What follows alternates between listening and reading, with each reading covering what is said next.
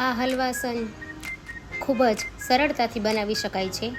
જો તમે પહેલીવાર મીઠાઈ બનાવતા હશો તો પણ સરસ જ બનશે. આ એક ખંભાતનું ફેમસ સ્વીટ છે હલવાસન, જે દેશ વિદેશોમાં પણ પ્રખ્યાત છે. જો તમને મારી રેસિપીઓ ગમતી હોય તો મારી ચેનલને સબસ્ક્રાઈબ કરવાનું ના ભૂલતા અને મિત્રો સાથે શેર પણ કરજો. તો ચાલો જોઈ લઈએ રેસિપી. 500 ml મલાઈવાળું દૂધ લીધું છે. મલાઈ આમાંથી બહાર નથી કાઢી, આ જ રીતનું દૂધ લેવાનું છે. ત્યારબાદ મેં અહીંયા 3 ચમચી જેટલું ઘી લીધું છે. બધું જ માપ આ રીતની નોર્મલ ઘરમાં ચમચી હોય એ ચમચીના માપથી લીધું છે. ત્યારબાદ 2 ચમચી જેટલો ગુંદ છે. 1.5 ચમચી જેટલો ભાખરીનો લોટ છે, અથવા એનાથી વધારે થોડો જાડો હોય તમારી પાસે લાપસીનો અલગથી તો એ પણ લઈ શકો છો. અહીંયા મેં 5 ચમચી જેટલી ખાંડ લીધી છે. 2 ચમચી જેટલી બદામની કતરણ છે. અડધી ચમચી જેટલો એલચી અને જાયફળનો ભૂકો છે, અને આ થોડી બદામ મેં ઉપરથી સજાવવા માટે લીધી છે. નોનસ્ટિક પેન લઈ લીધી છે. તેમાં આપણે ઘી ઉમેરી દઈશું.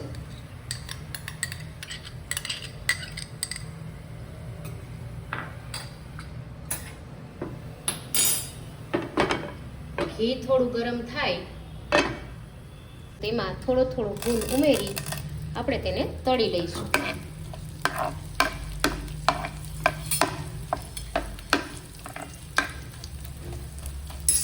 આ રીતે મીડિયમ તાપે આપણે ગુંદ કાચો ના રહે તે રીતે આપણે તેને તળી લઈશું. ગુંદ જો કાચો રહેશે તો તમને ખાવામાં મોઢામાં ચીકાશ આવશે.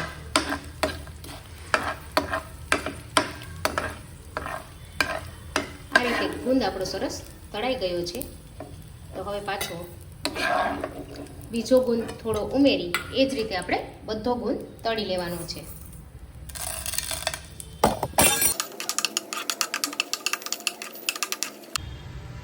જો તમારી પેનમાં ઘી વધારે વધ્યું હોય તો થોડું આ સ્ટેજ પર કાઢી લેવું. મારે અહીંયા થોડું બળી ગયું છે.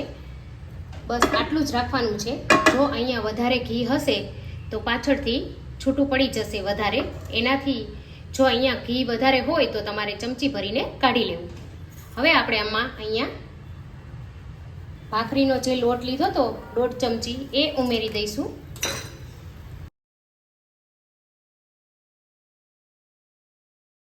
અહીંયા થોડું સૂકું લાગે તો અડધી ચમચી જેટલું ઘી ઉમેરવું, વધારે ના ઉમેરવું.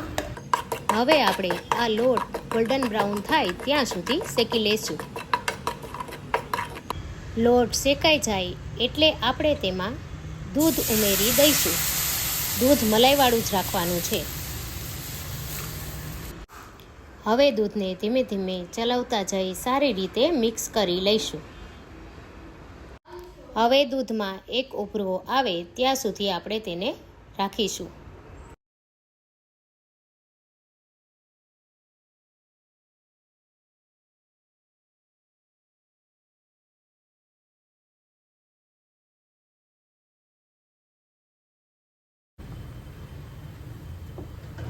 તમે જોઈ શકો છો કે આપણા દૂધમાં એક સરસ ઉભરો આવી ગયો છે.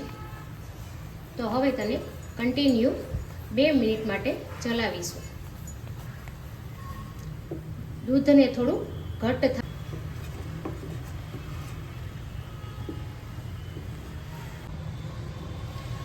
હવે તમે જોઈ શકો છો કે દૂધ થોડું આપણું ઘટ્ટ થઈ ગયું છે.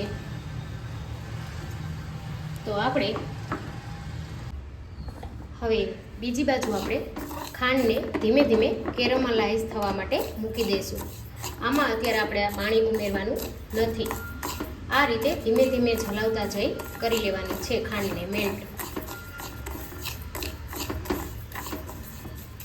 જો તમારી પાસે બ્રાઉન સુગર હોય તો આ ખાંડને મેલ્ટ કરવાની જરૂર નથી. આ ખાંડને મેલ્ટ આપણે એટલા માટે કરીએ છીએ. હવે દૂધ આપણું ઘટ્ટ થઈ ગયું છે તો તેમાં આપણે બધો જ ગુંદ ઉમેરી દઈશું. હવે આપણે બીજી બાજુ ખાંડને ધીમે ધીમે મેલ્ટ કરી લેવાની છે. આ રીતે 1 થી 2 મિનિટમાં તમારી ખાંડ સરસ મેલ્ટ થઈ જશે. હવે તમે જોઈ શકો છો કે આપણું દૂધ ધીમે ધીમે ફાટવા લાગ્યું છે.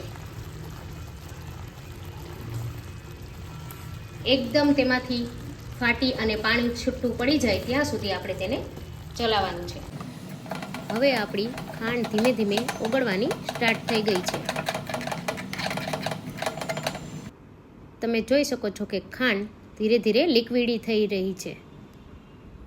વધારે પડતી આપણે તેને બ્રાઉન નથી કરવાની. બસ ખાંડ ઓગળી જાય ત્યાં સુધી જ આપણે તેને રાખીશું. આ પ્રોસેસ આપણે હલવાસનના સારા કલર માટે કરીએ છીએ.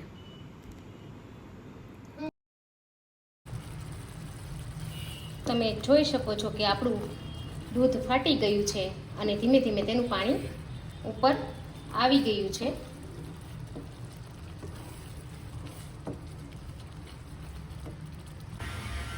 હવે આપણી ખાંડ સરસ મેલ્ટ થઈ ગઈ છે.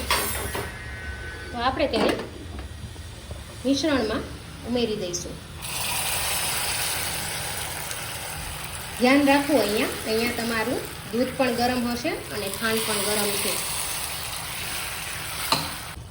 હવે આપણે ધીમે ધીમે ચલાવવાનું છે અને અહીંયા જ આપણે બદામની કતરણ જે કરેલી હતી તે ઉમેરી દઈશું અને આ રીતે ધીમે ધીમે સારી રીતે મિક્સ કરી લઈશું. આપણે આ મિશ્રણમાંથી પાણી બળી જાય ત્યાં સુધી તેને ચલાવી લેવાનું છે. ધીમે ધીમે જેમ જેમ પાણી બળતું જશે તેમ તેમ એ ડાર્ક થતું જશે. સાઈડની કિનારી પરથી પણ તમારે લેતું જવાનું છે.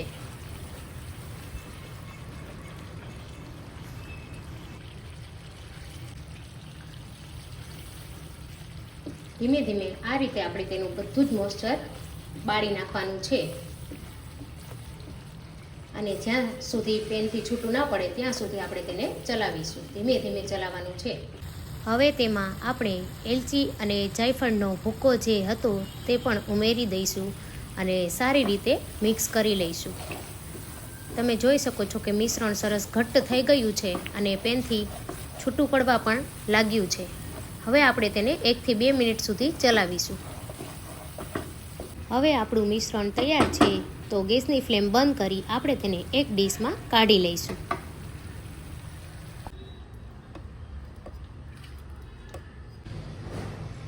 હવે તમે જોઈ શકો છો કે 10 મિનિટ પછી આપણું મિશ્રણ થોડું ઠંડુ પડી ગયું છે અને વધારાનું ઘી હતું તે બહાર નીકળી ગયું છે. તો હવે આપણે આમાંથી હલવાસનના પેંડા બનાવી લઈશું. આ રીતે તમે થોડો ભાગ ઉચકી તેને હાથમાં ગોળ ગોળ આ રીતે ફેરવી